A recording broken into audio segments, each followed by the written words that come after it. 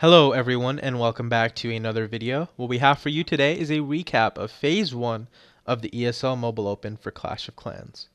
The ESL Mobile Open is a tournament for continental US players aged 16 and above playing a Town Hall 10 or above. The tournament consists of 3 phases and concludes with the final 2 teams warring each other at DreamHack Dallas the weekend of May 31st to June 2nd.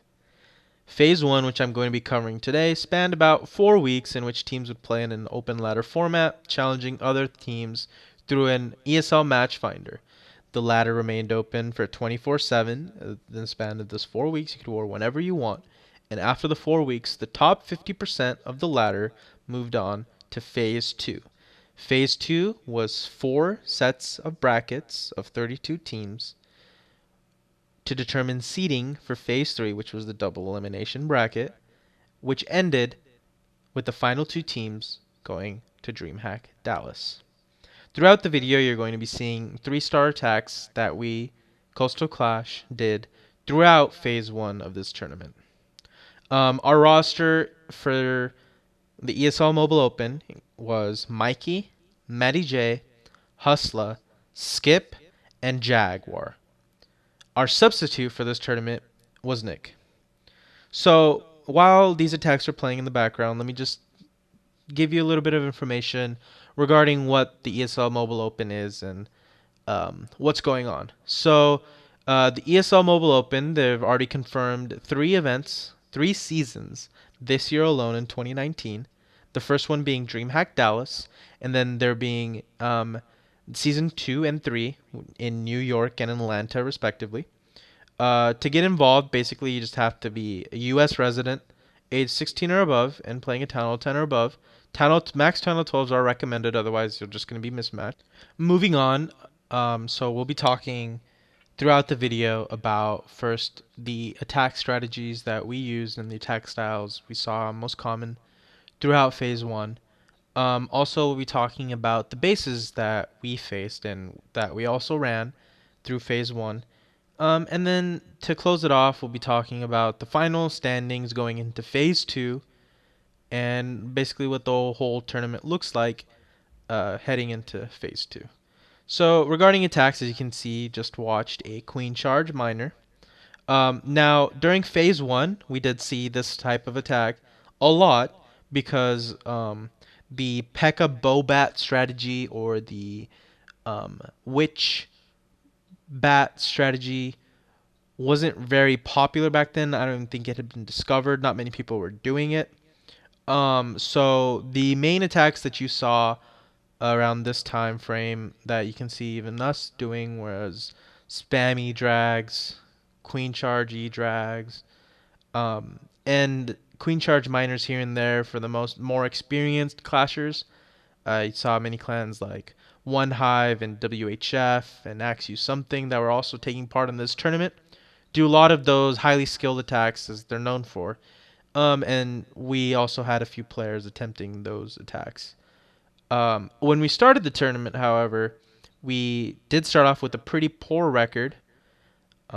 Just getting used to this type of play took us quite a bit of time since it was our first little adventure into 1-hour wars, 5v5, 1 attack each.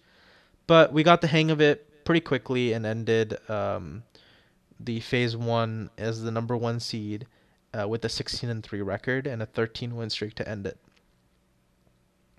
So coming back to the attacks, like I said, mostly people were running bases that weren't really up to par in that meta. People were still figuring out how to defend certain attack strategies, what the best bases were, and not many people were actually fresh building for this tournament since, of course, it was just in the Phase 1 and all you had to do was be in the top 50%. You saw bases that were ran previously had recaps or just had some very, very, very noticeable flaws. As you can see in this one, basically a charge with a wall wrecker and a queen and a king just took out all of the 6 o'clock section, and the miners cleared out the rest of the base. Before, in the last attack, There was a really nice walk into a really nice E-drag, and the attack before that, there was just amazing queen charge pathing for minors. So most attackers in this format realize that the 2-star is the most important thing. We saw many wars where people would be getting 1-stars, and sometimes that was because of the base, and sometimes it was just because the attack chosen didn't value getting the town hall. But people learned pretty quickly. They started making sure that town hall was down, and that's when we decided that we would switch the bases we ran. So coming to the bases that we ran, we chose to run mostly anti-2s. We did run anti-3s a couple of the wars, but the latter half of the latter play, we decided to run anti-2s or troll bases, as most people call them, just to eliminate getting that easy town hall with heroes or with queen and some healers. We wanted the attacker to more focus on more than 50% of his army being used to just get the town hall, instead of using just a couple troops to get the town hall and then having the rest of the troops army camp space be dedicated to try and get a triple, and also in the base, like baiting a certain strategy and defending against it. That was very useful during phase 1, and we did see that most people were doing the things we were baiting them into doing, and they defended very, very well. um, as for the clans we faced, again, since it was an open ladder play, we did face certain teams more than once. So that led us to changing bases, running bases, the same bases over and over again. But even then, they were rarely tripled. Uh, I do remember most of the clans running anti-3s. I think we only saw one clan that had anything close to an anti-2 in phase 1. But mostly they were running anti-3s, outdated anti-3s. So it was a little easier to triple them than current meta anti-3s. As I'm filming the recording today, attack strategies is now the P.E.K.K.A. Bowbat, the P.E.K.K.A. Smash, the Witch Bowbat. They're just very, very hard to defend while trying to defend other strategies that are common that most people have just started using anti-2s in. And as this last attack plays, we'll just be showing a wall wrecker Queen Sui into a mass miner. Just be talking about the final rankings of phase 1 of just the top 10 teams. So in number 1 we have Koastal Klash. Following we have, in order, When Not in Rome, Crimson Alliance, Noble Nines, One Hive Team 2, One Hive, WHF, Axe You Something, Mad Ram, and Axe You Something Else. So that's the top 10, but there were 32 teams that qualified for the next phase, phase 2.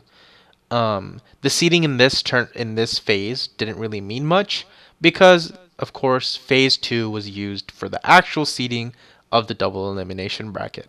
So you have to wait for the next video, the next recap, to see more about how the seeding, does the seeding remain the same as phase 1? Do teams drop? Do teams come up? Do we see new teams breaking into the top 10? So just be sure to tune in, subscribe, and follow the channel to see who is the top 5, top 10 seeds going into the phase 3 of the tournament, as well as seeing some pretty cool triples being done by us in phase 2. So I'm just going to throw up the screen for the phase 1 results. This was tweeted out by the ESL Clash of Clans Twitter. If anyone is interested, give them a follow. All the information regarding any ESL event will be on there.